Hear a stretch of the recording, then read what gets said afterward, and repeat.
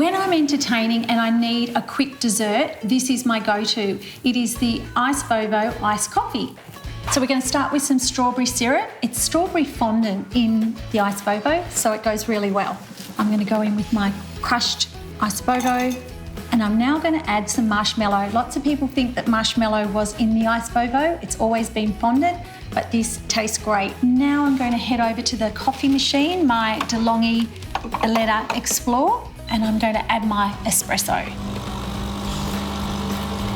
Quick stir. My marshmallows have started to soften. Add my ice.